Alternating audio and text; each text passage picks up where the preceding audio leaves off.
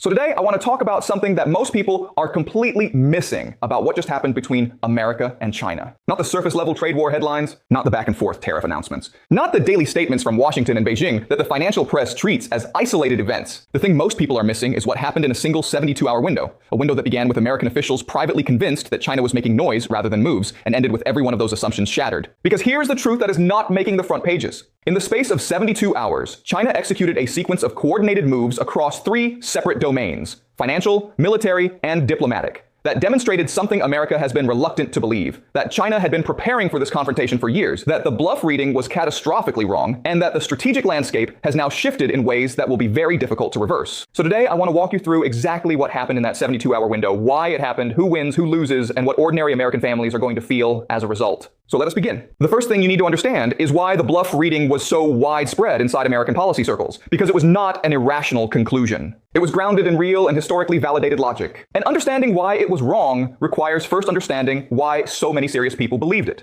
The case for the bluff went like this. China exports approximately 500 billion worth of goods to the United States every year. That export relationship supports tens of millions of Chinese manufacturing jobs. Those jobs are politically essential to the Chinese Communist Party's social contract with its population, a contract built on the promise of rising living standards and economic security. A full trade confrontation with America, the argument went, would put that social contract under intolerable strain. China's leadership understood this. Therefore, no matter how aggressive China's rhetoric became, it would ultimately pull back from the brink because the economic cost of not pulling back was too high. That analysis was plausible. It was also wrong in a way that reveals a deeper analytical failure. The failure to take seriously what China had actually been doing for the past decade, while American analysts were modeling its behavior through the lens of its export dependence. The question is no longer whether China was willing to absorb short-term economic pain to achieve long-term strategic positioning. The question is how long America had been modeling China's intentions based on a version of China that no longer existed. And when you look at what happened in those 72 hours, the honest answer is a very long time. On the surface, the first thing China did inside that 72-hour window looks like a relatively technical financial decision. China's state-owned banks began reducing their purchases of short-dated U.S. Treasury bonds.